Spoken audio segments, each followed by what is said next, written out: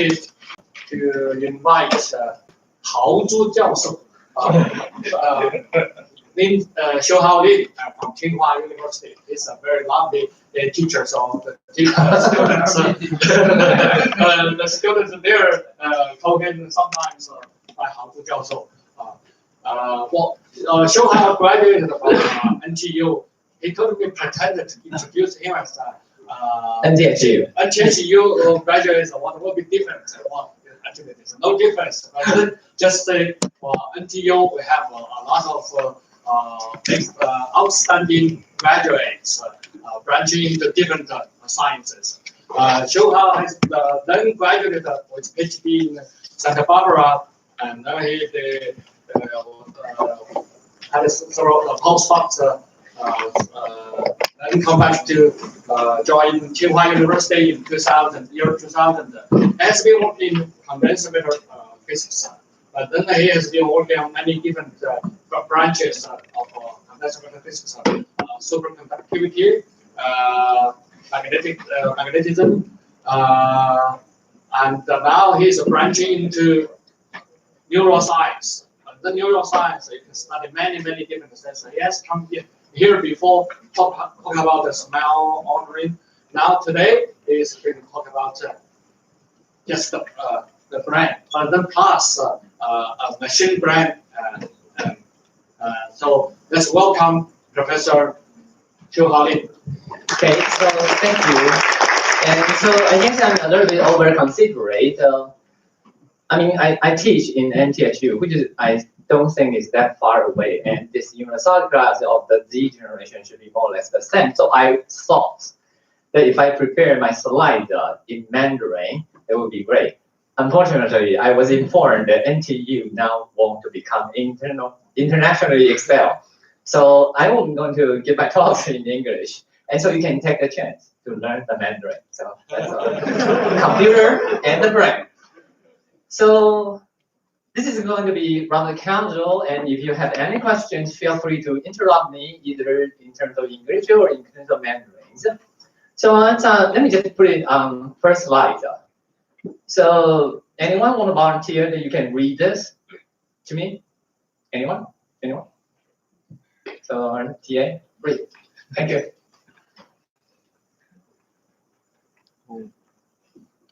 Just read it. I find it really amazing test. You are able to read this test. Excellent, great. So you can realize that I intentionally mark out several letters, but you can really read it. This is a very interesting English test. That is that when you can speak English fluently to some level, you can actually reconstruct this. You can read it as I find it really amazing that you are able to read this text. Your brain is able to fill in the missing information. That is the key of the talk here. So how can you ever do that? The short answer is we don't know. But apparently, trying to make full judgment out of missing information is something important. Otherwise, you won't be here, right? You don't really find your way to NTU because you fully understand everything or every single question in the exam sheet. If you do, you won't be here. You'll be failed. You will then realize most of the answers are incorrect, right? So how can our brain do that? Well, it turns out that this beautiful model, which I probably won't dig into, is so-called Hopfield model.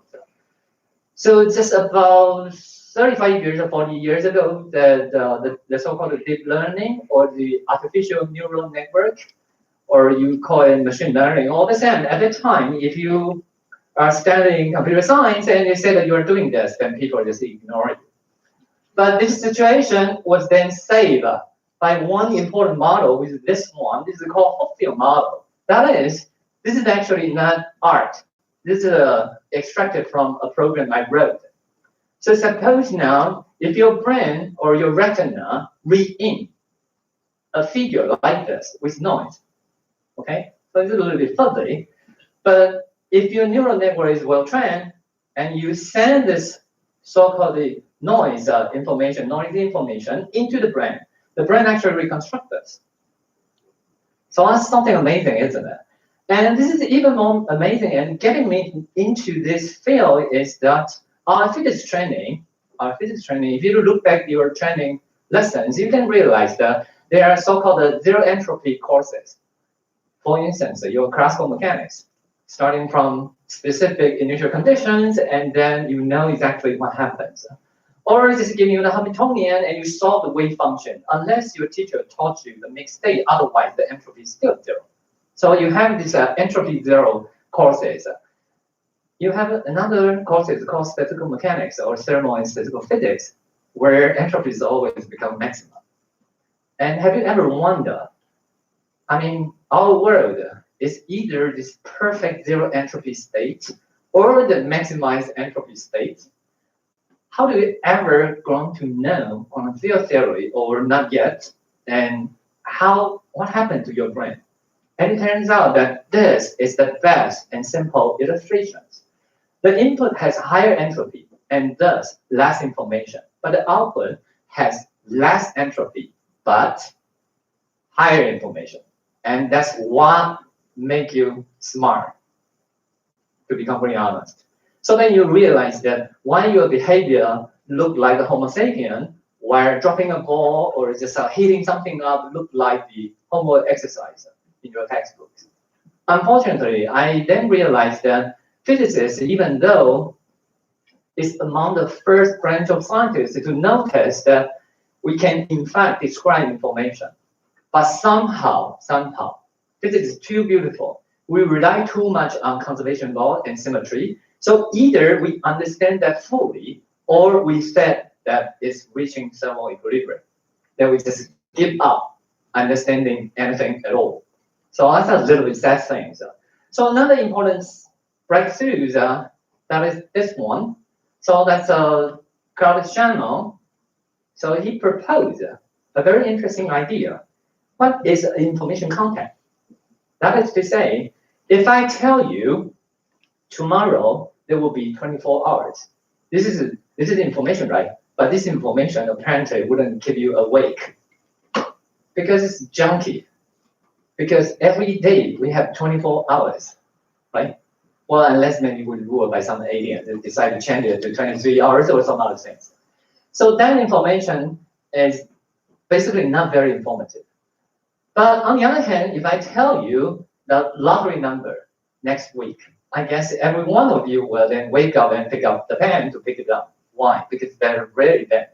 So Hsiu-Hau has this very beautiful idea saying that why don't we just put the reciprocal of the probability into the log? And taking the expectation value of that, that will be the information content. And he called this edge in honor of Boltzmann's edge. But then it turns out that this is our famous entropy in physics. So there's a big, long story behind us. If you're interested, you won't learn anything further in my talk. You should take a course of statistical mechanics. But this code is beautiful. It said that information is the resolution of uncertainty. So now you can sort of see that if you take a bar of information, you get entropy. If you get entropy, ignorance. The bar of ignorance is then information. And unfortunately, we spend too much time telling all students how a physical system becomes totally ignorant, and we call them thermal equilibrium. But we didn't really basically just reverse the whole thing and see how a system can self-organize to reduce its ignorance. And that presumably is you, I hope, right? Being alive is trying to stay informative. Okay? So then I can finally explain my title. So about 10 years ago, there was 2-3 years that I promoted to 4 professors. I got a little bit bored about what I'm going to do, and if I just project doing what I was doing, I don't know, I just feel a little bit bored. So I decided to reset whether I should stay in academia. Do I still love science? And then I realized that I would love to understand the information processing. That is, how can you ever lie? When you lie to some people, that means that your body, your biological and physical significance, saying some information, where in your mind you're saying the other. How can that ever be possible? Electron never lie to us.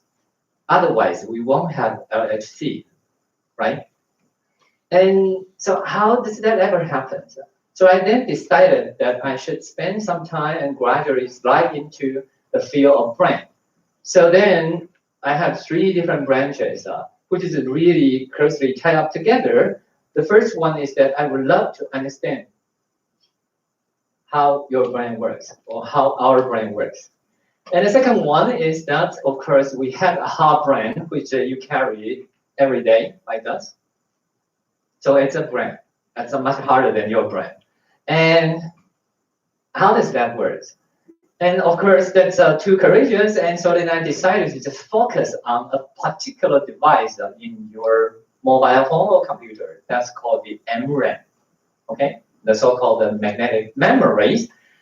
And then when studying these tools, I also realized that the conventional analytical skill, which I was good at, and the numerical simulation are not enough. We need more theoretical tools.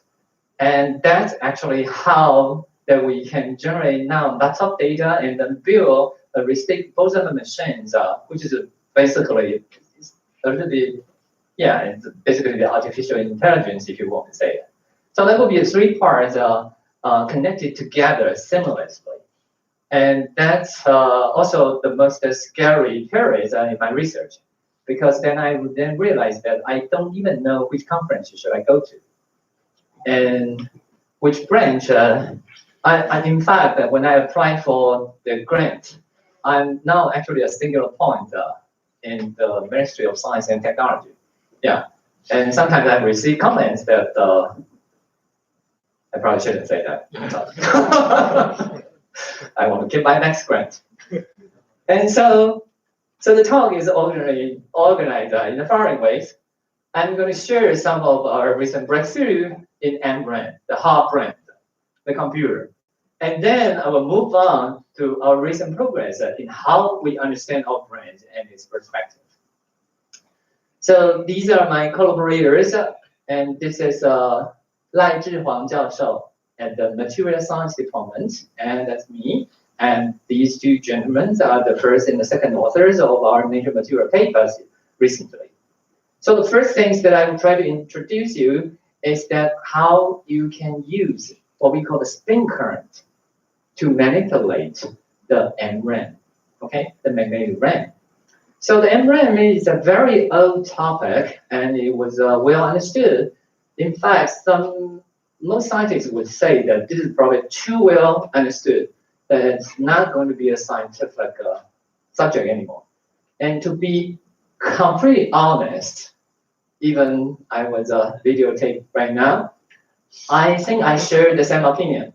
The reason that why I divided some of my energy of doing MRAM is probably because that I know no matter how passionately I pursue my research topic, other people will chase my tail and then count how many papers I published. So I need to basically keep active profiles of publications. And so then doing spintronics or MRAM may sound like a very good choice at the time, 10 years ago. So I have been studying this for 10 years. So MRAM is very simple. Oops, sorry. It contains 2 configurations. So it's like a sandwich. The first one is called free layer. It's very easy to manipulate. That's why it's called free. The second layer is called pin layer. Once you've grown it, it's pinned there. You would have a very difficult time to flip this. So you can see once you use either current or magnetic field to change the free layer, you can then change from the parallel configuration to the anti-parallel configurations. And if you then try to read this memory by a tiny little bit of current, you will then see a passing through current signal here, and then the current will be rejected because the spins are opposite. So if you can pass this layer, you can reject it here. If you can pass this layer, you can reject it there. So it's very simple, okay? It's basically that when they are parallel, you have a low resistance state. When they are anti-parallel, then you are in a high resistance state. So not much can be done, right? So starting from the very, very beginning, how do you treat this free layer? Very simple. You use an electric current, generate magnetic field, and then the magnetic field can interact with the spin, and then you can flip it. But of course, this is really blocking the process of development of NRAM, because magnetic field is famous for not having any magnetic charge. So the fringing field effect is serious in nanometer size. So you need to be something smarter. And so, yes, so physicists become smarter, and that's what happens here. So this, in your mobile phone, it's usually used so-called DRAM. It's a dynamical RAM. And a dynamical RAM make use of basically storage quite some bunch of charges of electrons and try to keep it as empty or filled. And because it constantly leaks out, so it consumes a lot of energy, even if you didn't use it at all. So how can we improve that? Being a physicist, let's just go back to the origin. Electrons have charge and have spins. Why are you being so obsessed about the charge? Why can you manipulate spins? So if you manipulate charge, you call them electronics. If you manipulate them with spins, you call them spintronics. And so spintronics then becomes basically a sexy term that how you can actually make progresses. And for those of you, I want to warn you that even just the charge and spin, you will stumble onto serious mistake, because charge and spin are not the same. Charge is a strictly conserved scalar. Spin is not even a vector. And if you understand what I'm saying, then you know the trick. If you don't, take quantum field theory, then you will know what happens there. So manipulating spins and try to even describe how spin flow as something highly non-trivial. So here is a very simple demonstration. Okay, if the spin down and spin up electron all move in one direction, so the spin current cancel out, so you only got charge current. That's what we use currently. If somehow you can manipulate the electron with down spins moving this way and electron with up spins moving this way, then the charge current cancel out. You have a spin current. And using spin current, enjoy another beautiful thing is that we all know every conductor has resistance. The resistance will give you only dissipation. But if you somehow can use spin current, that doesn't generate only dissipation. So ideally, it doesn't really require energy to do all these beautiful things. So that sounds like a very wonderful world, isn't it? Yeah. The only trouble with it is that it's extremely difficult to generate. So after 10 years of efforts, now most groups can know how to generate spin current. It turns out to be very simple. So let me walk you through with the basic idea. The idea is in your journal of physics in the freshman year. Everyone knows if you put out an electric field and you're moving through an electric field, it would generate, in fact, oh, you erased the blackboard. Otherwise, the Gong this morning was just teaching this. It would generate a B field. What a coincidence. And so the idea then is very, very simple. You just send electrons into a region with electric field. Then you will generate B field. The B field, the effective B field, will act on the spins. And that is the key that we need. So that is actually this one. So ignoring the minus sign, the gradient V is electric field. And then according to relativistic correction, V cross B, V cross E, then basically give you B field. And B field then just interact with spins. So this is what we call the spin orbit interaction. It looks very simple, but it's profoundly interesting because you can look at it two different ways. First one is that you can call it what we call the spin-dependent scattering. That is, when the spin are different, then the potential will be different. So this then sounds like a very interesting thing to sort out the spin up and spin down electrons, and it indeed do so. if now you have platinum atom here, you send in electrons with opposite spins, they will actually turn different directions. So because of this, you can sort of imagine that if this is your device, and then you just grow typically 1 to 5 nanometer of platinum, or translate in Mandarin, 白金, oh, very expensive metal, even more expensive than gold. Yeah, but since you only need nanometers, so it's not that expensive. So if you send in electrons, it scatter with the platinum atoms, and then one sort of spins will get scattered into the device, where the other will then go the opposite direction. So here you can see, you can then beautifully generate the spin current. Okay, so that's actually the very, very simple startup. So it seems that the only ingredients you can do this is just look for electric field at atomic scales and sending electron moving through this electric field. Then you will have this beautiful, basically, spin current generations. So far so good? Everyone with me? Good. Then if you then really dig into the theoretical details, then you get stunned. So then look at this. This is a general physics formula. This is not. So when you then really sit down with all the artificial electric field and everything, then you realize that this is extremely complicated. For instance, you can find these very simple explanation in papers. This is what we call the rush bar interactions. What that happens is that if you have a magnetic moment, and when you have rush bar interaction, due to the asymmetries of the quantum well, it would actually generate a spin-orbit interaction, and that spin-orbit interaction in turn will generate a spin torque. And that torque will then rotate this.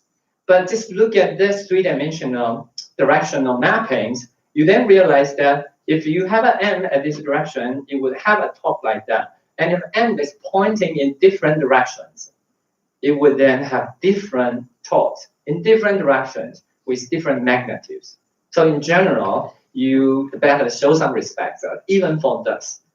But this is not the, and because this is already something a little bit technically messy, it turns out that most material scientists got stuck here and believe that this is the spin torque that they measure in the sample. It turns out that that's wrong, because this is relying on one important assumption, which is totally wrong. That is, the whole system is uniform. So then you have a uniform spin torque. But spin current in general is inhomogeneous, and it is not uniform. So then you can, later on, I will just show you one piece of equation, and then you can see how that arises if you know how to ask fundamental questions.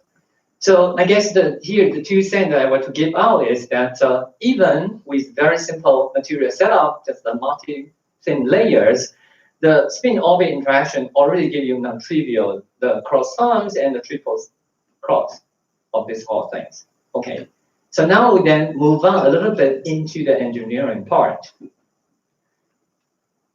So the MRAN now has 2 leading companies at this point. The first one is Samsung, and the second one is TSMC. So Samsung, Lidian. So these 2 companies. And they're competing to make out the first generation of what we call the spin transfer torque MRAN, STT MRAN. So you can still see that I have already introduced you the core of this MRAN sandwich, right? So this free layer, the pin layer, and then you send in current to free the spins. And you also try to read whether they are parallel or anti-parallel. So skipping the bit lines and the word lines and all sort of things, one thing you should keep in mind is that this enjoy a very simplicity of called 2-terminal device. But then you also has this problem is that this read and write paths are exactly the same. So what's wrong with that? When you try to write something, the current is actually larger. And when you try to read something, the current is smaller. That's much easier, right? Take out a piece of paper, try to write it and try to read it. sometimes when you write it, you can actually break the bonds of the paper, right, or the poke through it. But then I guess you don't have the ability to just see through the paper by reading it. So you know the differences. And because the read and write currents are offset by several orders. So if you put them into one path, you run into big problems. It's almost like building a highway which fits for basically bicycle and trucks. So then, but then which standard should you build, right? So then the next generation MRAM is what we call the spin orbital MRAM, and that we have been working on the SOT MRAM for about 5 years. So it has these structures. It's basically the same here, but then the bit line and the write lines are separated. So you can actually send strong current to basically write the spin here. But if you try to read the spin out, it's a perpendicular direction. And because the write path and the read path are perpendicular, it's a 3-terminal device. Okay. So it has many, many beautiful properties. It's faster, it consumes less energy, it's better for design. And can you ever tell what's the, it only has one problem. What is it? Not build. No, you can build it. This is simple enough. So yeah, and just one little big problem. It's big. So it's 3-terminal. So it's going to be bigger than 2-terminal. You might, as a physicist, you might not worry that too much. So I'm a theoretical physicist, even worse than normal physicists. So of course that I don't worry that much. That's why that I spent so many years studying SOT and RAM. And so one big question is one big problem is, in fact, this is a 3-terminal devices. It's harder to shrink down its size. So being a creative theorist, we decided to do some other things. See, an MRAM can only keep a bit of information. If somehow I can keep 2 bits or even 3 bits or 10 bits of information, so then why should I care that I'm just slightly larger? That would be fine, right? So in fact, that was what we tried to do. And so in the following, I'm going to walk you through 2 gigantic breakthroughs that we made since 2017. And also a very interesting story behind us. Okay. So the first breakthrough is what I just told you, because the SOT and RAM is a 3-terminal device. It's much larger. So the material scientist is trying to make it smaller. While being a theorist, what I can help is that, is it possible we can build a multi-state or multi-level MRAM? That is an MRAM which is not just 0 and 1. It can be 0, 1, 2, 3, 4, 5, or whatsoever. So is that possible? And we were lucky enough to make the breakthroughs. So I think we are the first group in the whole world making the inertia-free multi-state. So let me walk you through this. So the idea is, if you just take the MRAM and then if you do just one layer, what you found is this typical thing. You can actually send in a current pulse. It will generate a perpendicular spin current. The spin current can then flip the magnetic moment from one direction to the other, or from one direction to the other. Okay? So this is a binary switching. And in order to check that we indeed find this switching correctly without any memory effect, so you can actually reverse the magnetization field, and it should just reverse as well. And so you can see we didn't fabricate the data. The data looks pretty beautiful. Okay. When you have 2 layers, something dramatically happens. That is, let's just look at this n equal 2 here. Let's focus on the red curve. Suppose now, originally you are pointing to the north direction, and you crank up the flipping current pulse at one particular threshold. It flips. But if you then apply even harder current pulse, the magnetization just gradually disappear to 0. So can anyone make a one guess what happens? So something never been seen before has been spotted in our lab. So what happens? So in order to make sure, so we see this and then we make a prediction. That is that if we grow it to n equal to 4, it should look like this, and it indeed look like this. So let me explain what happens when you stack this ferromagnetic layers to 4 layers. what happens is that when you starting pointing 1, you apply a current. It becomes demagnetized. And let me tell you, maybe most of you don't really know what the value of these. So if this is a $1 million question, this is a $0 question because you just destroy the magnetization by current. So you use energy to destroy useful things. It's almost like taking out your mobile phone and smash it to the ground. Okay, it's a complicated problem, but nobody really cares. Oh. So, but here, this is really inspiring. Is how can you ever, I mean, where does the magnetization moment go? So then it turns out that by growing different layers, there are very interesting domain structures that grows out of it. So then you cannot just copy the formulas in the junior thermal and statistical physics and then try to describe them. Unfortunately, most of the review article, as I just showed you before, has formula to that level. So here you need to really break it down and take it as a field, and then try to see how this field relax in terms of these non-equilibrium perturbations. And luckily enough, we can then use model to predict that this is indeed what happens. So based on that measurement, we can then basically just build multiple states, like here we label as 0, 1, and 1, 1, and 0, 0, and 1, 0. And this paper was published in Advanced Materials and appeared in cover, I think. Yeah. So the main point here is 2. That is, we can use current to generate spin current. We then use spin to control the current. And so that would make a perfect end-run. So at the time when we are working on this nice work, so I can tell you what has been achieved back in 2017. People has also achieved multiple states, not just the binary states.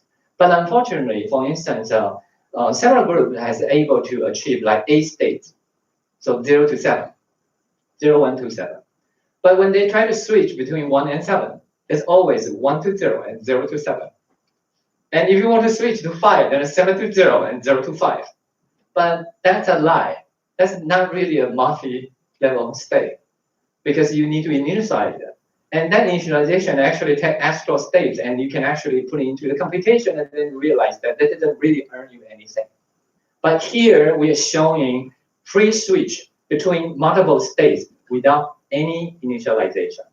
And why can we do that? Well, because we basically break the spell of where people try to make control samples. We make them slightly dirty, so then self-organization occurs. So that's pretty lucky. And upon inspired by that, and later on we do a more systematic study. This is a little bit more complicated, and this is probably the most proud figures in my theoretical career. So let me explain a little bit. Bear with me, sorry. So this is the current you apply, and this is the magnetic field. If, for instance, you apply 300 and apply currents, and then you see that initially it's pointing up, and then you flip to pointing down. So it's a binary curve. And you can repeat it with different J and different X, and you get a 2-dimensional gradient plot. And then you realize that their thresholds gradually, linearly going down with the longitudinal magnetic field. You can apply exactly the same thing to n equal to 2, then you realize it's much more complicated, right? Because if you take 300 again, you're going from blue to red, which means that you flip from -1 to 1, but then gradually goes to 0. So this is more complicated.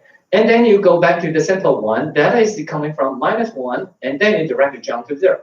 That's the demechanization state. So this is the n equal to 1, n equal to 2, and n equal to 4 states. And this took the students many time to take the data. There are roughly over 1,000 data points in here. And the non-linear, the non-equilibrium model that we use has only one parameter. Just one fitting parameter, fitting 1,000 data points. And these are the theoretical predictions. And this might not be the most important work in my whole life, but this is probably the most beautiful theoretical predictions in my whole life at this point. So you can see that for n equal to 1 is a very beautiful binary Switching for n equal to 2, you then see this echo with that, and for the n equal to 4, it just directly becomes demechanized. So this tells you that once you learn the statistical mechanics model rather well, you can actually apply to that. And without the prejudice of just copying other people's formula, you can actually make something completely different.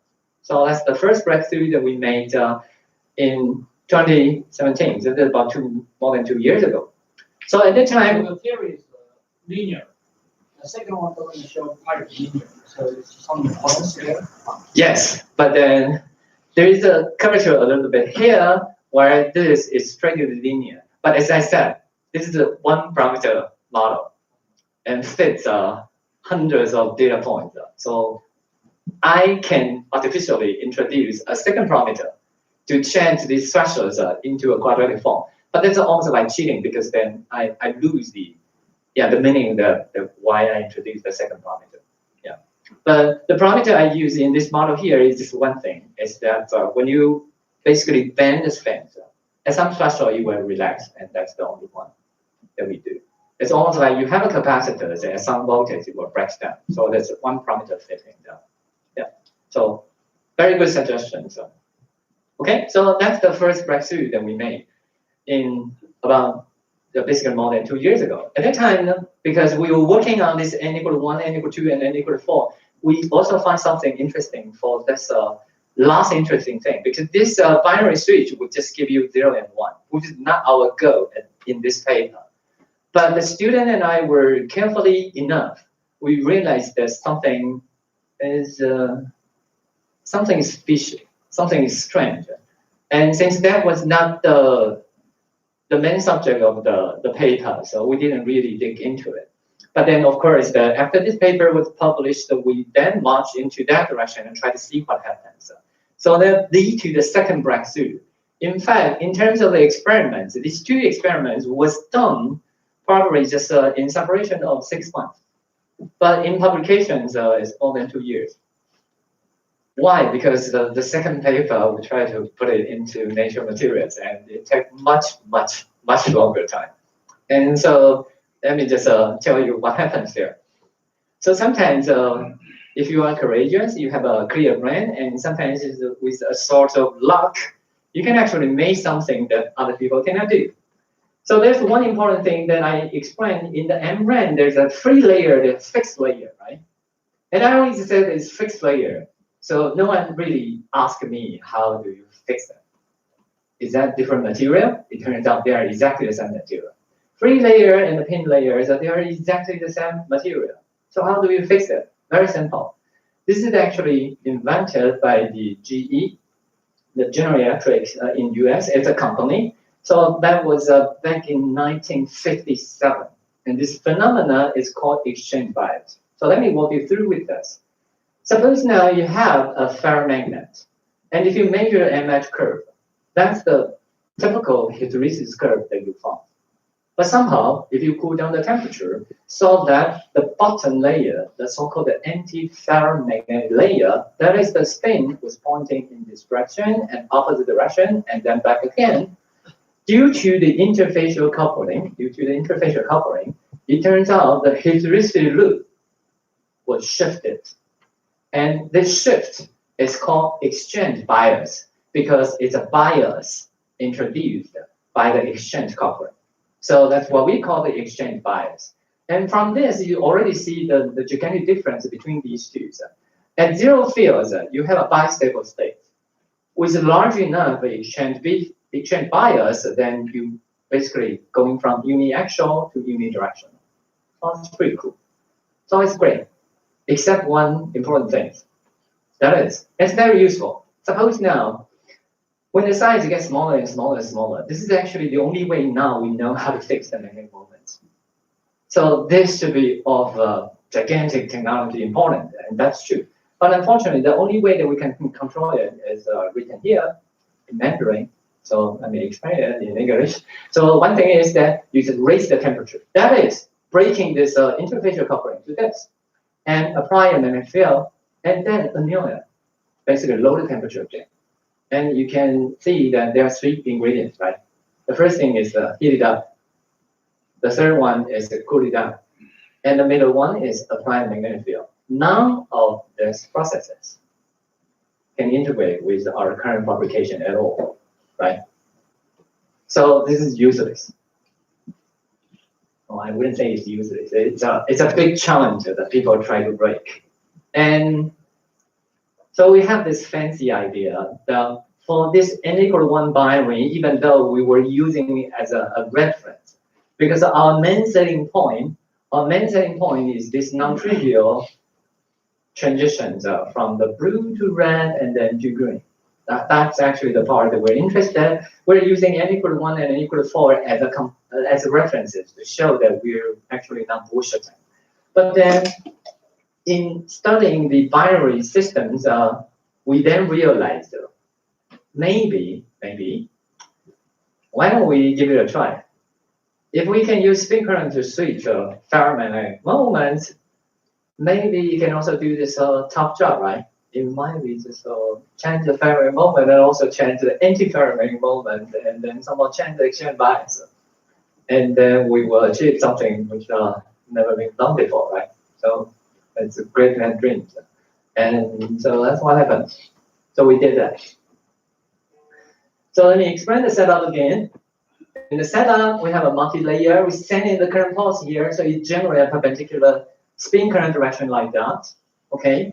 The current pulse is important. So for the experts, I showed you that the rise time and fall time will actually change the switching behavior. So we control that to 8.3, basically 10 nanoseconds, and the fall time is 1 microsecond, and the duration then is pretty free. You can control it to 10 nanoseconds to 10 microseconds, 3 decades ago, and the result is pretty much the same. Okay, so why is this important?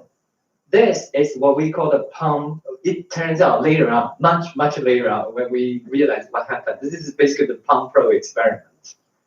That is that you just give a very quick kick to the systems, maintain it to some particular state, and then relax it back. That turns out to be what we call the controlled non-equilibrium situation that you can actually do. It's not the same as random kick. So it is also not the same as the terrible, truly non-equilibrium process. So it's non-equilibrium, but it's not that non-equilibrium. Okay, so what happens? Well, the trivial part is this. You see this already, right? So you can see that in order to treat this data is not as beautiful as previously because some other detail which I didn't explain here. But you can see that when you crank up the current pulse, you can see the switch here. And we double check with that actually happens.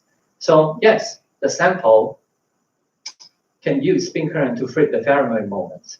But this is the beautiful part. Once this is flipped, we then do one thing which had never been done before. That is we take the sample out, or we take the device out, and measure hysteresis loop. Amazingly enough, the spin current not only flipped the ferromagnetic layer, it changed the exchange bias, as you can see here. So when did we finish this? This is in the summers of 2017. And we know this is big because over 60 years, all the competing groups in the whole world was trying to do this, and nobody ever succeeded. And we found this. So either is the student fabricated data and lied to us, or we're making something really important. But I was also in the lab, so let's just fabricate the whole device and the equipment, which is much harder, because it's huge. So we repeat this experiment several times, and we then decided that this is something important. So then we quickly write it up, and then we send it to Nature Communications. And the review report is actually quite positive, but somehow just out of the book, the editor is saying that the review report is good, but it's not good enough. I never realized Nature Communications is that hard. So we just received direct rejections after one review from Nature Communications. So what are you going to do? And for those of you who have limited research experience knows that there is a cascade of submission, right? and ordered. The hierarchy was ordered by the impact factors. And so when you get rejected by Nature Communication, the next candidate to pop up would be probably physical review letters, I guess. And so on the day, so I show you that, so that's me, and that was May 24th. And so the Nature Communication report really hit us unwarned because I thought that the paper is going to just got accepted by Nature Communications. And we got rejected. So I wrote to my collaborator, Lai Zhihuang, and that's pretty funny. So I didn't change anything if there is a grammatical mistake. So I said that gathering all responses and evidences, I come to the following suspicions. Is it possible that our findings are so unconventional so that you take extra effort to be appreciated? And I'm hopeless upbeat person. I guess that usually you should get upset. Somehow I just feel, oh great, so I don't need to publish my work in Nature Communications. Maybe we should try something more prestigious. Because during the findings, we have more and more company evidence showing that we were actually right. And so I made this. I said that I know this sounds very arrogant, especially after receiving rejection from Nature Communications and blah, blah, blah, blah, blah, 2 paragraphs of scientific arguments to try to convince my collaborators. I have a different suggestions. What about submitting the manuscript to Nature Materials? And in fact, there were times when our paper was reviewed by Nature Materials. I even make suggestions that if this paper were accepted by Nature Material, the next one that we are going to submit is Science. So we even have a template for that. So why is that? That's really because the following 3 slides that we really have compelling and different evidence showing that we have achieved this. So the first one is the complete ignorance of spin current is a rank 2 tensor in non-relativistic limits. Okay, so let me be careful. So I don't want to be attacked by the high energy people. So spin current is not a rank 2 tensor. It is not. But in non-relativistic limit, it's a rank 2 tensor. And it's a rank 2 tensor. It's not a vector. And so in fact, if you take a rank 2 tensor and taking the correct divergence of it, you get a vector. And we calculate that, it turns out to be the torque. So where people are calculating the effective magnetic field, they basically lose out this contribution due to the special inhomogeneity. And when is special inhomogeneity important? That is when you have layered structures. And the interface will be huge. So let me just walk you through with a very simple solution of the above things. If you just calculate spin current, which is the QD here, you see that the spin current injection from the bottom of the ferromagnetic layers decay exponentially. That's why no one ever bothered to look for the effect here. People think that most of the effect is here, but that's wrong. Flipping the magnetic moment is not spin current, it is the spin torque. And spin torque is a divergence of the spin current. And so if you then just calculate divergence of it, then you know this is exponential, you take a derivative of it, it's exponential. But the magic is here. When you take this, there's a huge jump in enhancement, and then just drop down. And because the spin conductivity typically in anti-ferromagnetic is smaller than ferromagnetic, so then you have a huge enhancement of the spin torque at the interface. So that's why that theoretically we also believe that this is actually possible. We're not just doing a blind guess. The second one is even harder. That is that when we submit our result to Nature Materials, we got really malicious report, basically saying that, I mean, this problem has been there for 60 years. I mean, you guys don't have much money, and students are probably not smarter. And so we're comparing MIT and Stanford and also the Tohoku universities in Japan. And so it's really difficult. This is actually the first time that I realized that, oh, so our international reputation is not that strong. And So we were even asked to take photos of our equipment and everything to make sure that we didn't fake. And so finally, up to the last point, there are two reviewers taking all the ideas and then quit because then they didn't qualify as reviewer, and they start basically just using this to do the experiments and almost just speed up and then eats up all the results. But there's one reviewer stick with us from the very beginning to the end. So finally, he just said that I think these results are very, very beautiful, but I don't really think the spin orbit torque changed this. He don't really think that it's the spin current. So his argument is that you inject the current into this, and because of all hittings, you just heat up the whole sample. And this is a nanometer sample. It's very easy to heat up. And you heat it up, and you have all the magnetic moment. It might act as some magnetic field. And then the pulse is gone, then you cool down. So you are just repeating what has been found again and again and again and again. But there another reviewer apparently attacking this reviewer, saying that, well, come on, no matter what the mechanism is, they have used a spin current pulse to change the exchange bias. That has never been done. But so we were once asked to change our title to be more modest titles, but we decided to fight to the end. So the title of our paper is very simple. It's manipulating exchange bias by spin orbit torque. Yeah. So this is something really cute at the time, is that finally this reviewer gave us a task saying, okay, since you so insist, give me the real distribution of the sample temperature, then I will get it published. You know how difficult this is? In the whole MRAM business, no one, not even in the company, know how to measure the temperature in this little tiny device. And so we really start this from scratch, giving you a nanometer device, taking all the physics knowledge you have. You need to cook up a brand new temperature indices at the microsecond level.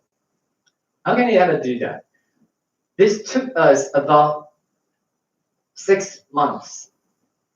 So integrating how things heat up. So I review myself from the Fourier's law, Fick's laws, and Ohm's law, and all the spin relaxation. And even at one time that I was calculating the neuron relaxation equation, and then I found that actually useful in describing the metals and the insulator layers. So then I take that into this, and it fits extremely well. So at the very end of the day, we were quite excited. And so this was probably, I graduated here, not in this building, the other more beautiful building, the number 2.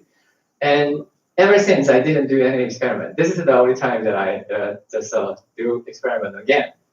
So I work with the students in one of the equipment companies in the science industrial lab. And then this is the theoretical predictions. I was so excited to just test out what truly happens. And so by measuring this little tiny resistance change and all other supporting the data, we can actually transcribe this into a temperature scale. And luckily enough, the maximum temperature we got is 52. And the metric number we need to be below is 90. So finally, you got these figures. And the reviewer is also very generous. He said, oh, okay, now I'm fully convinced. Just fully support the paper, and we finally got it published. So during the time, basically what we try to do is really just send in a spin current, which not only can switch the Fermi layer, it also switch the anti-Fermi layer. And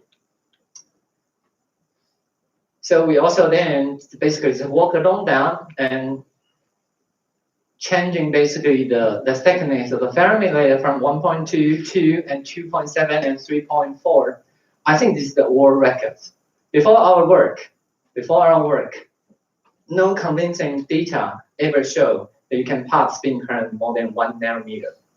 Yeah, and so this is beautiful. Not only we can change the Feynman moment, you can also see that we change the exchange bias. And we also show how this exchange bias ceases to change when the thickness is large enough. And so far, along working with this, we have some other crazy ideas, which I cannot reveal due to the pattern problem. But then we now have even further thickness and other ways that we can use spin current to control not just the exchange bias and also the Feynman mapping. So that apparently, what I try to address or emphasize here is that sometimes if you just try to really look down to the fundamental questions in one particular problem, not asking to immediate or instant rewards, sometimes if you got lucky enough, then you can get really beautiful reward like this. So I'm proud to say that we are the only group so far to manipulate the exchange bias by spin orbitals. And we break the 6-year barriers, which I think is something pretty cool. And well, it also got us into some problems. I later learned that this technique is classified as sensitive technologies according to our government. And I almost used up my time. Sorry about that. So bad timing. And so that was the first part of the hard computer, the hard brains. And so I would definitely start in 5 more minutes. I probably don't have time to go through the most interesting thing that I try to share in the brain is that the softer one. But at least I try to pass on one important thing is that if you really believe you have an eye, and then your eye sends signal to the brain, in the following example, you might want to think twice. Okay, so how you see is actually carry all the moment and all the memories since you were born. There is a built-in eye with control, but you have seen. So let's look at this. This is pretty cute. If I ask you, this is a very typical thing, and particularly to make it artistic, so this is not exactly the right perspective. So ignore that. Color is the key. Look at the segment A and segment B. Can anyone tell me that which one is darker, which one is lighter? Or I can translate into Mandarin. 哪一块是颜色比较深，哪一块是颜色比较浅？ Which one? Anyone want to venture a try? You mean just the letter or letters? No. The color. The A and B. See, the first time I must say that, Hsiu-Hau, you are insulting my intelligence. A is darker, period. Well, okay, I'm sorry. I didn't insult your intelligence. I just insulted your brain. And so they are the same color. They are exactly the same color. So don't believe me, stay on this. Okay, the particular one to equalize A and B is trying to focus on this. So every one of you stay on that for 5 seconds, making sure now your brain has convinced you that they are of the same color, right? Look at how quick this is. Everyone think this is the same color? Is it? Is it? See how your brain fools you. You didn't really see what you saw. In order to be more efficient, your brain didn't just process all information inside. Just like theoretical physicists. They are always biased. They always have theories of everything. Right? If you ever talk to a theoretical physicist. And so your brain is a theoretical physicist. You see this and say that, oh, okay, I know this is a checkerboard. 2 colors, green, and that's it. And so it doesn't really give a damn that what color you really see. It just override it unless there are other information like connecting A and B together. They say, oh, okay, sorry, I make a mistake. They're of the same color. So that's the first one. And you might think, oh, this is just a particular special case, and it is not. This is the general case. So I will explain this, and then I will end the talk. So this one is a very interesting thing. So if you look at this very famous Lena pictures, and you can actually look up the whole pictures. It's a playboy color, so which means that I cannot show you here. But then somehow The computer science engineers, apparently they are living in their home universe, even back in the 1970s, not just right now. And so they cut this one, they do a very interesting thing. So I'm going to explain the details. So ask yourself, how do you really see this charming Swedish girl, Lana? How do you recognize her? Do you really recognize her pixel by pixel? And I'm going to show you that no, this is not how you perceive the whole world. Okay, so I'm going to do something really funky, very strange. You take the photos, cut it into 8 by 8 little pieces. That is, cut these photos into little pieces. Each piece only has 64 pixels. If you have good eyes, just look at this 6 by 6 pixels. You then realize that nothing is there, right? So at least you know something. When you say someone is beautiful, it's a collective expectation. It's a global feature. It might not be topological, but it's a global feature. It's definitely not local. Because once you cut it into 8 by 8, you see nothing. You basically see, oh, okay, there's a shadow, there's another shadows and things like that, right? But let's see how the neural networks know it. So I cut this into 8 by 8, so you get a piece of very good training machines. And I train a neural network. So the training, I will skip the detail because of the time. So you just study the signal and then find out the first important component. That's what we call the principal component.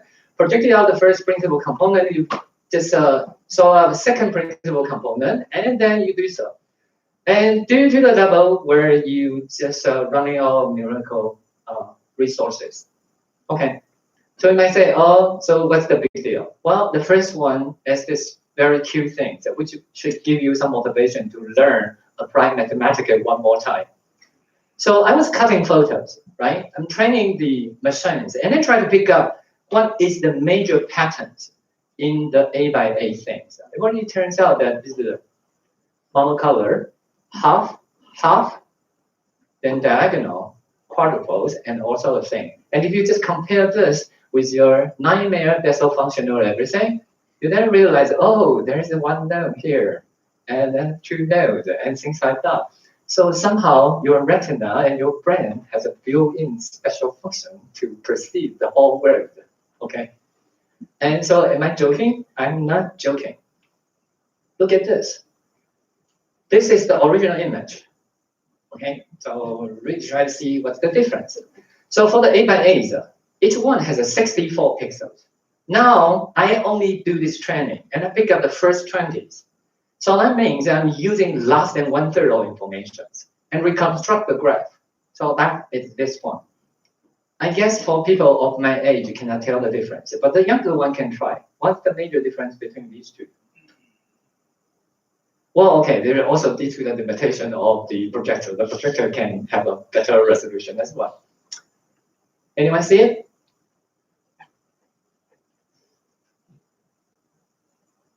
In string theory, it's the deep range. So it's the topological differences between the sharp boundaries. And here you can see that this is overexposed. So you know this is the original and this is not. But other than that, you can barely tell. So that tells us that whenever you see something beautiful, the next time you see some beautiful girl or handsome boy, you can ask yourself, what exactly did you see? Did you see the full information or you only see 1/4 information? What is the most scary is, I'm doing this learner, right? I'm training the neural machines and everything. And then I found the first 20 principal component for this photo. You might say, well, okay, maybe different photo will have different principal component, right? That is your naive guess. Well, guess again. I'm using the basis that I take from the Lennon photos and then reconstruct the natural photos. So this is the original image. This is the reconstructed image. You can barely tell there is a difference there. Then in order to impress you, I even lowered down the 20 components to just 12 components. So how do you see? Well, how you see is that your brain, this is still a myth, your brain somehow has a common features. It has a common basis. It has its own Bessel functions. to look at all natural photos. Why is that? Because he's lazy. He don't want to just look at person and have the Bessel function and this Legendre function, this Hermite function as you, right, as physicists. And so it's amazing. The lesson we learn here is truly amazing. That is, unless we truly understand how to quantify information, how our brain process information, we would never, by using EEG, fMRI, or all sort of mechanical measurements to understand our brain. Because your brain can do the trick for you. And the only thing that your brain tries to do this trick is because the brain don't care about the quality of the answer. It cares about whether you can have an instant answer or not. Okay? You have your lifelong to improve your decisions, but then you need to have a decision. That's how our brain reacts. Okay? And I'm truly sorry that I just need to skip all the other things, which that's quite interesting, but at least I should start at this point here. That currently we have a brain group at NTHU, and so this is one professor at Zhongxing University, and this is a Canadian National Chair Professor, Guillermo, who is based in Ottawa. Very cool, but very nice, because then he will visit us during winter, where I will visit them in summer. And so we also have some other groups in China and also in Italy, because they have fresh brains and things like that. And so that's me, and that's one of my postdocs. He insisted that he didn't want to show his photos, and so another postdoc. And so we are now in the very lucky to join the so-called the Human Connectome Project. So that's the next project of Human Genome Project. So now we just decoded all the genomes, and now we want to understand how all our neurons were connected together. And so you can see that by more advanced statistical studies, we can take out the boxes of the fMRI concentrating on the cortex region, and you can see the fluctuation and everything. And hopefully, being a physicist, I think we can actually provide quite some refreshing angles into these. Yeah, this well-established neuroscientist. Okay, so I guess I don't have other time to talk about other things. I just walk you through that there is a U1 field in your brain. I hope if I found this, I promise to give a talk here again. Yeah. And and so just finally, for interested students, just stare on the bright spot. And then you will realize that you should see, if you don't see any twisting, let me know. Let me know, seriously. That means you have a unconventional brain. Interesting for study. And for the normal brain, you should see that it just randomly rotate clockwise and counterclockwise. And ask yourself, why is your brain for you like this? Yeah. So it's this very interesting twittering snake, or that's really your brain is the twisting its vision. And so then I will just end here. Thank you.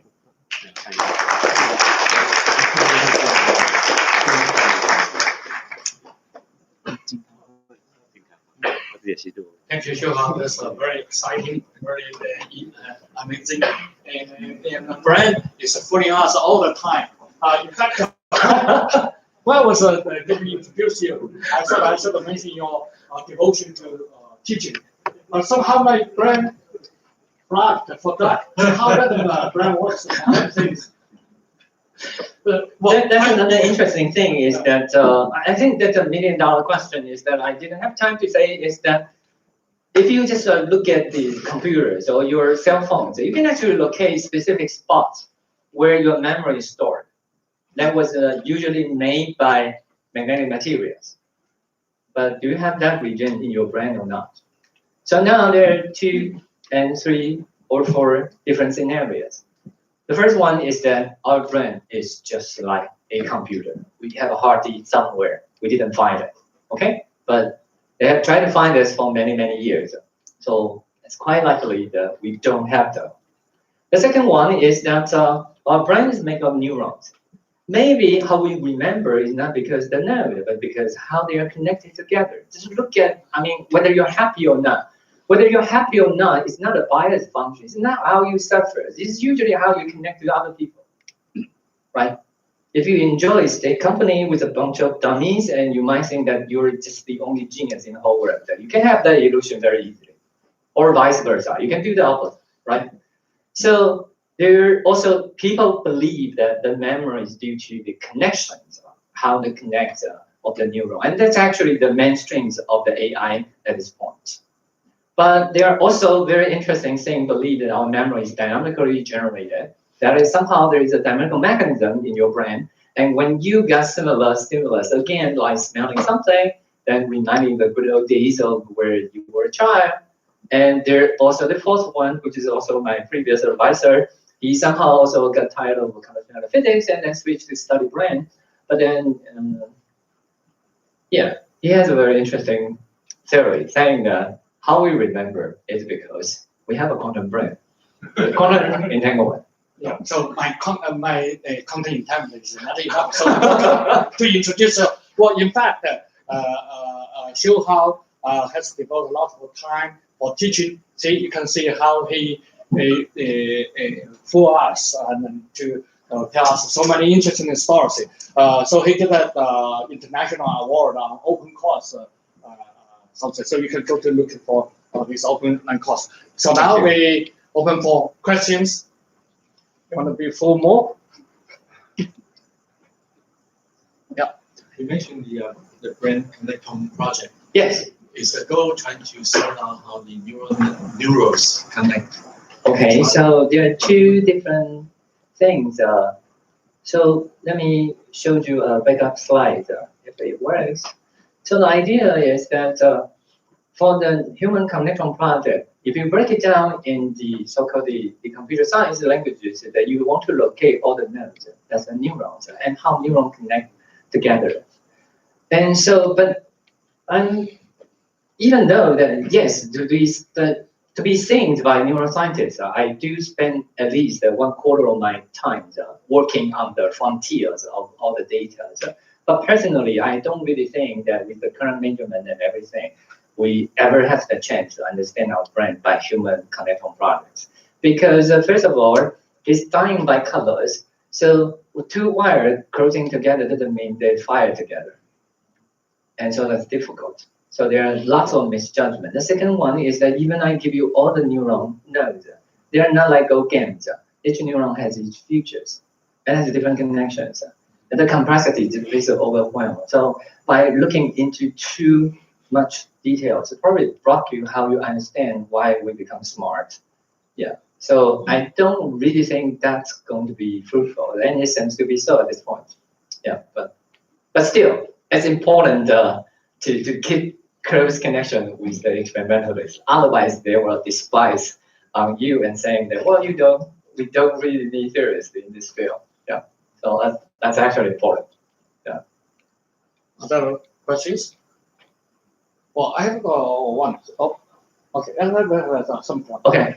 So you said reduce your. Oh, you want to get everyone wants to get smart. Right? Yes. But now you find a physical mechanism or principle to get it smarter. That means to reduce your entropy. Yes. How do we reduce our entropy to become smarter? $1 million questions. So I'm still on camera, but I'm still going to just speak all my dreams. Think about a class like this. This is totally inefficient, but at least this says something. Totally inefficient. Seriously. Our communication is really, really slow in a sense. But at least you see, teachers still teach you. That always says something important. That is the entropy is not conserved. Usually a physical quantity is not conserved, and physicists don't care about that. The only non-conserving physical quantity that we care so much is entropy. So think about learning. Learning is that I think somehow I have less information, right? But I have more information, sorry about that. And I have less entropy. And I try to use my words, the verbal expressions and everything, and try to minimize your entropy, which is against the second law, right? So it's hard. That's why education is difficult. But at least entropy is not conserved. Think about this. if by teaching to this huge class, your entropy, then let me say that my information capacity is 1. If this is conserved, that means that after 1 hour of lectures, it minimized to 0.